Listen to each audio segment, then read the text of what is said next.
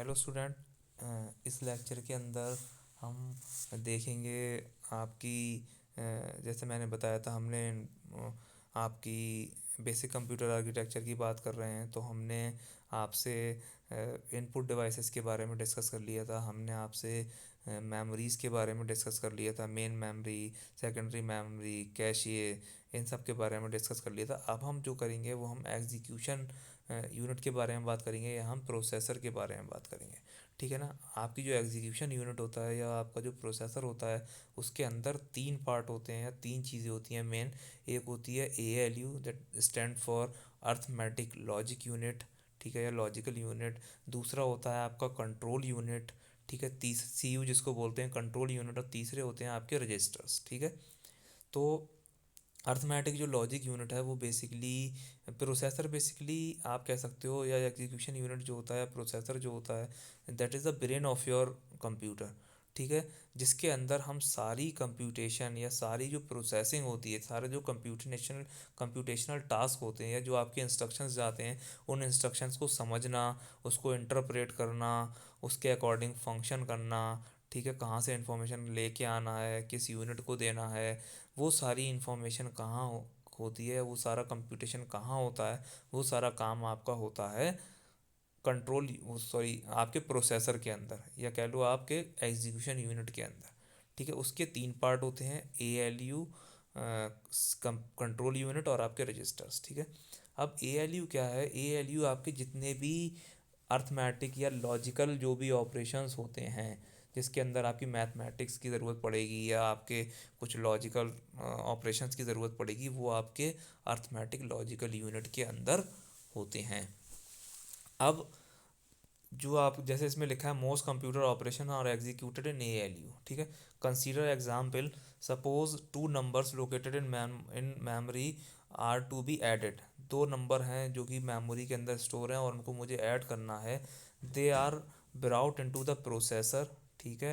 And the actual addition is carried out by the ALU। ठीक है। वो क्या होंगे? वो वहाँ से फैच करके प्रोसेसर के अंदर लाए जाएंगे और जो भी उसमें एक्चुअल एडिशन होगा वो कहाँ पर? ALU के अंदर परफॉर्म होगा।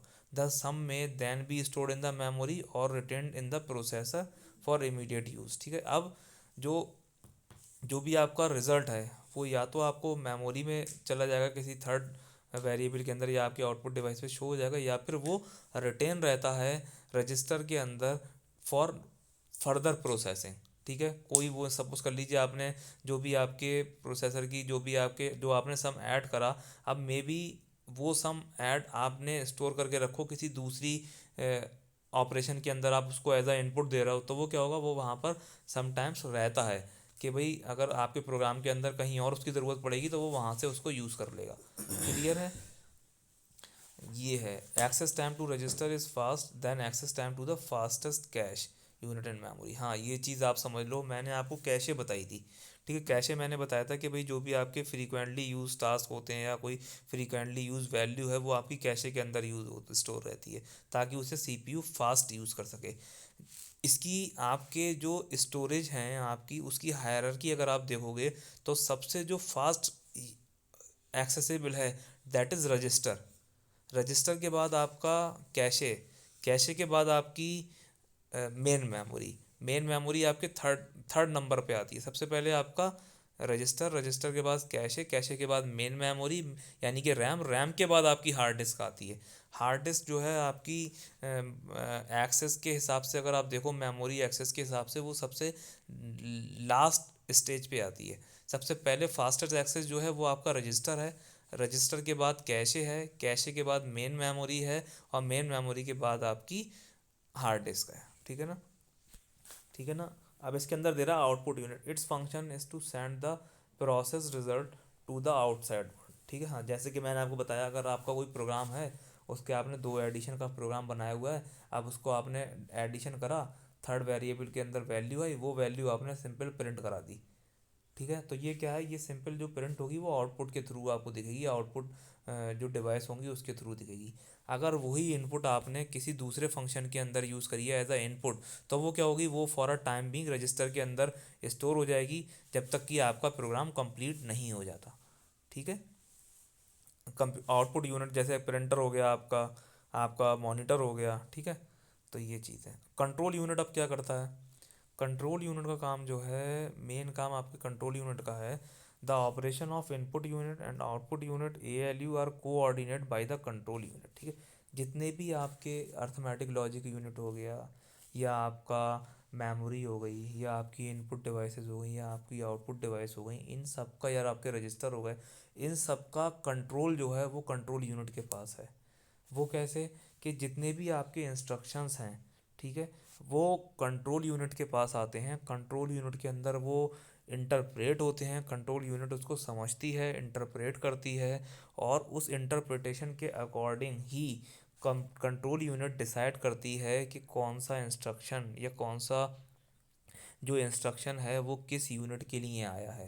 कि वो इंस्ट्रक्शन ऐसा तो नहीं है कि वो इंस्ट्रक्शन मेमोरी एक्सेस करना चाहता हो, ठीक है। मेमोरी एक्सेस करना चाहता है, आपने उसे भेज दिया ALU के पास, तो वो किसी काम का नहीं है, ठीक है। तो जिस जिस पर्टिकुलर डिवाइस के लिए, कह लो जिस पर्टिकुलर यूनिट के लिए वो चीज़ आई है, वो इंस्ट्रक्शन है, वो कंट्रोल यूनिट उसी के पास उस इंस्ट्रक्शन को भेजती है by the help of buses. ये बसेस क्या हैं?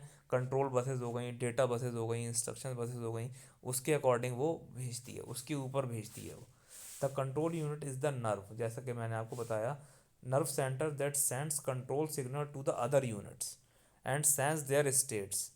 Data transfer between the processor and the memory are also controlled by the control unit through timing signal.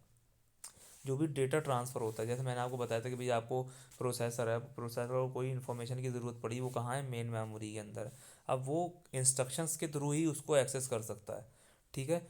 वो कंट्रोल कौन करेगा? वो भी कंट्रोल कौन करेगी? आपकी कंट्रोल यूनिट ही करेगी।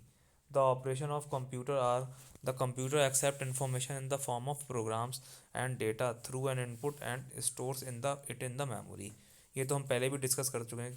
कंप्यूटर के अंदर जो भी ऑपरेशंस हैं, जो भी इंफॉर्मेशन होती है, वो आपको in the form of programs ही मिलती है और डेटा के थ्रू मिलती है। And input units are and stored in the, input unit के थ्रू आपको इन्फॉर्मेशन मिलेगी और वो इसको आप स्टोर करोगे मेमोरी में। Information stored in the memory is fetched under program control into an arithmetic and logic unit where it is process, ठीक है। इन्फॉर्मेशन जो है वो मेमोरी से फैच होगी कंट्रोल इंस्ट्रक्शंस के थ्रू, और जो भी इंफॉर्मेशन है वो फिर कहाँ आपके या तो वो ALU में जाएगी, ठीक है, जैसा भी उसका अर्थमेटिक पार्ट है तो ये अर्थमेटिक पार्ट में होगी, लॉजिकल पार्ट है तो लॉजिकल पार्ट के अंदर वो एग्जीक्यूट होगी, ठीक है। बट ये कंट्रोल किसके द्वारा होगी? कंट्रोल वो कंट्रोल यूनिट के ही थ्रू होगी। कोई भी इंस्ट्रक्शन विदाउट कंट्रोल यूनिट के पास से गुजरे हुए नहीं जा सकता। जब तक कंट्रोल यूनिट उसको एक बार इंटरप्रेट ना करे, उससे पहले वो किसी भी मेमोरी के पास, किसी भी ALU के पास नहीं जाएगा। That is why it is called the nerve centre, ठीक है, जो कि आपके सिग्नल्स को सेंड करती है। पहले सिग्नल वहाँ आया, वो डिसाइड करेगी किसके पास भेजना है, ठीक है।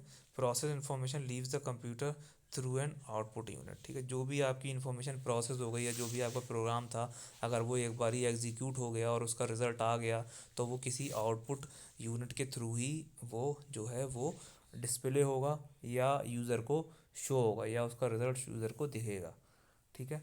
All activities inside the machine are directed by the control unit, ठीक है। जितनी भी एक्टिविटीज़ हैं प्रोसेस की, कोई भी इंफॉर्मेशन प्रोसेस हो रही है, वो आपकी कंट्रोल यूनिट के थ्रू ही कंप्यूटर के अंदर प्रोसेस होगी। या जो भी इंफॉर्मेशन है वो पहले, सबसे पहले कंट्रोल यूनिट ही है। कंट्रोल यूनिट के पास जब इंस्ट्रक्शन जाता है, वो उसको चेक करती है, चेक करने के बाद वो फिर उसको आगे भेजती है फॉर फर्दर प्रोसेसिंग, ठीक है ना। तो चाहे वहाँ से प्रोसेस होके इन्फॉर्मेशन आई, वो भी कंट्रोल कंट्रोल मेरे पास से कोई इन्फॉर्मेशन गई इनपुट से, ठीक है, इनपुट यूनिट डिवाइस से, वो कहाँ गई? कंट्रोल यूनिट के पास गई। कंट्रोल यूनिट ने उसको इंटरप्रेट करा, ALU के पास भेजना था, उसने उसको ALU के पास भेजा। अब जो ALU से इन्फॉर्मेशन आएगी प्रोसेस होके, वो फिर कंट्रोल यूनिट के पास आएगी। कंट्रोल यूनिट फिर देखेगी कि हाँ इसका आउटपुट आ गया, तो उसे कहाँ भेजना है? डिस्प्ले पे भेजना है, तो वो आउटपुट डिवाइस के पास भेज देगी, ठीक है। कंपोर्ट उसके पास कंट्रोल यूनिट के पास इंस्ट्रक्शन आया कि भाई उसे मेन मेमोरी एक्सेस करना है, तो वो पहले मेन मेमोरी के पास जाएगी। मेन मेमोरी से जब इन्फॉर्मेशन आएगी तो वो कंट्रोल यूनिट के पास आएगी, कंट्रोल यूनिट उसको प्रोसेसर के पास भेजेगी। तो चाहे कहीं से भी इंफॉर्मेशन आए या जाए, कंट्रोल यूनिट के पास वो आएगी ही आएगी। कंट्रोल यूनिट इसको मतलब इंटरप्रेट करेगी ही करेगी। तो ये आपका बेसिक स्ट्रक्चर था किसी भी कंप्यूटर सिस्टम का, जो मैंने बताया, जिसका डायग्राम थोड़ा सा ये है, बीच में इसके बसेस हैं, वो भी मैंने आपको बनवाया हुआ है। तो ये था आपका architecture and function of general computer system. Next में हम अ, देखेंगे डेटा टाइप्स के बारे में, ठीक है ना, नेक्स्ट लेक्चर के अंदर। Thank you.